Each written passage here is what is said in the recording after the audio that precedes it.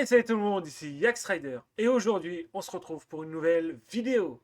Avant que la vidéo commence, si jamais tu veux me soutenir, tu peux t'abonner à la chaîne. Et si jamais cette vidéo t'a plu, tu mets un like et tu peux me laisser un commentaire.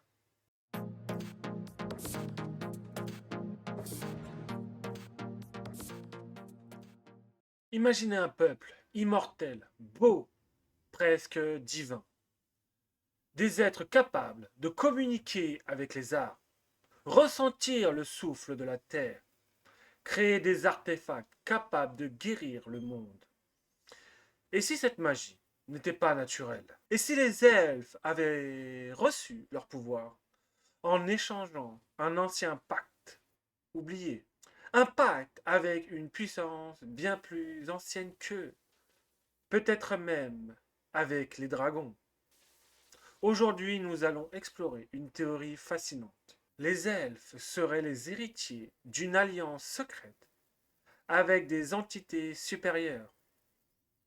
Et les indices sont partout, dans les livres, les mythologies et même dans les films.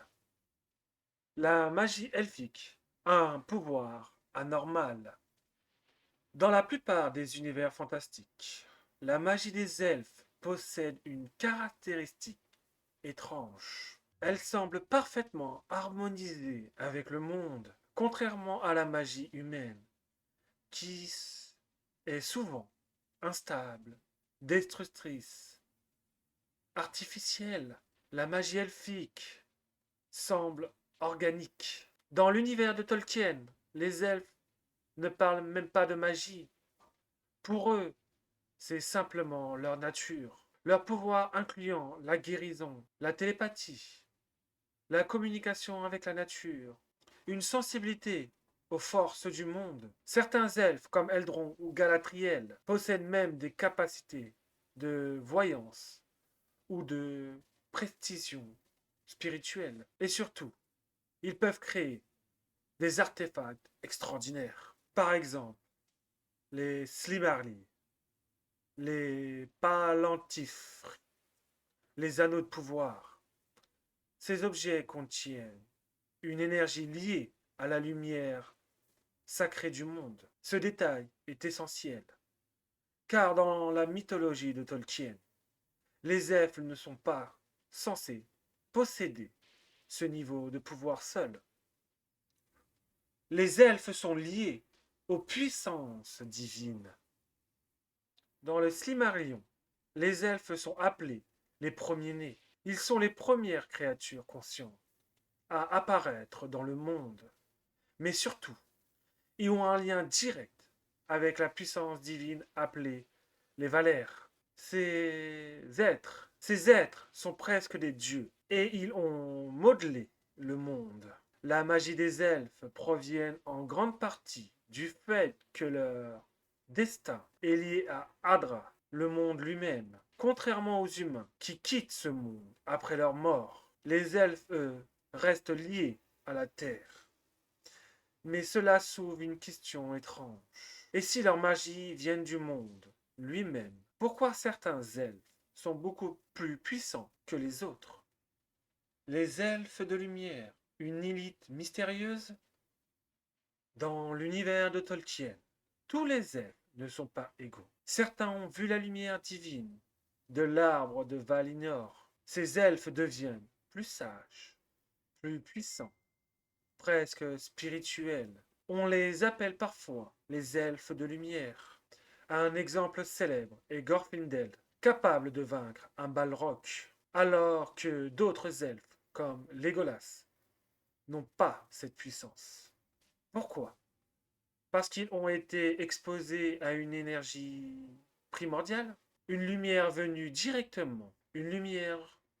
directement de puissance, une lumière venue directement des puissances créatrices. Et c'est là que la théorie devient intéressante. Car dans beaucoup d'univers fantastiques, les dragons sont eux aussi liés aux forces primordiales.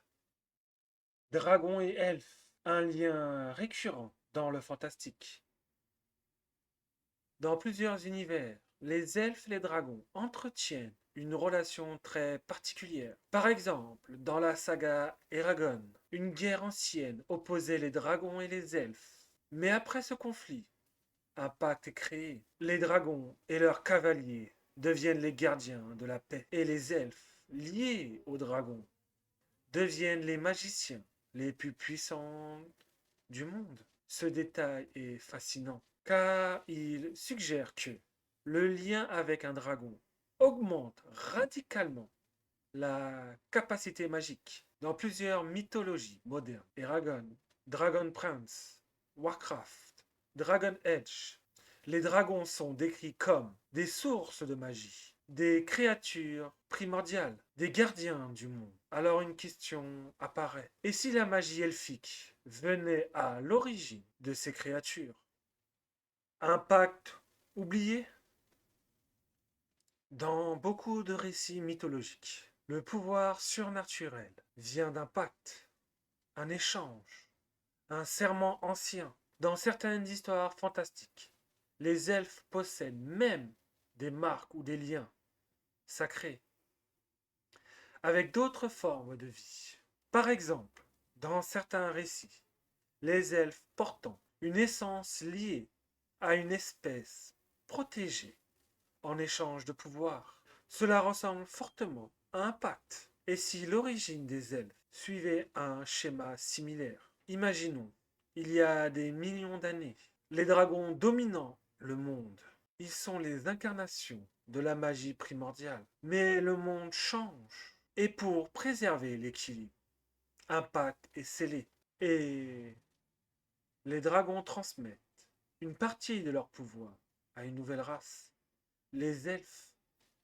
En échange, les elfes deviennent les gardiens du monde, les protecteurs de la nature, les médiateurs entre les races. Cela expliquerait leur lien avec la nature, leur sagesse, leur puissance magique, mais aussi leur déclin progressif. Le déclin des elfes. Dans presque tous les univers de fantastique, les elfes disparaissent.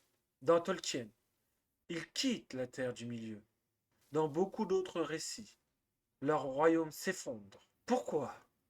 Si leurs pouvoirs viennent d'un pacte ancien, alors leur magie dépend peut-être d'une force extérieure. Et si cette force disparaît, leur puissance disparaît aussi. Et si les dragons ont disparu, alors les elfes perdent leur source et disparaissent. Les héritiers d'une magie ancienne. Alors, les elfes sont-ils simplement une race magique? Ou les héritiers d'un pouvoir bien plus ancien? Un héritage laissé par les dragons, les forces primordiales, ou même les dieux du monde? Une chose est certaine, dans presque toutes les mythologies fantastiques, les elfes ne sont jamais une simple civilisation. Ils sont toujours les gardiens d'un ancien secret, et peut-être les derniers témoins d'un pacte oublié. Alors, qu'en pensez-vous? N'oubliez pas de tout me dire en commentaire. Et si jamais vous voulez continuer à regarder mon contenu, je vous mets une vidéo à votre disposition. C'était Yax Rider. Ciao tout le monde.